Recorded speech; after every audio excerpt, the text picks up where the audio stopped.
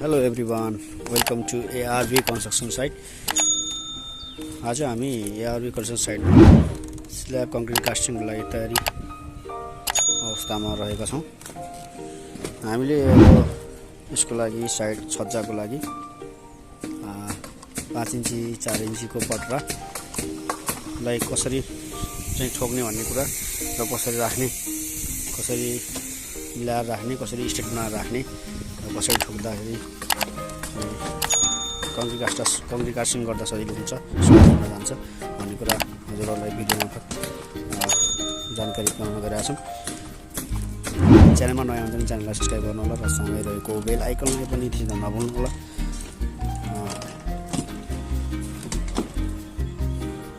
भिडियोलाई कन्टिन्यू गर्दैछौँ है त।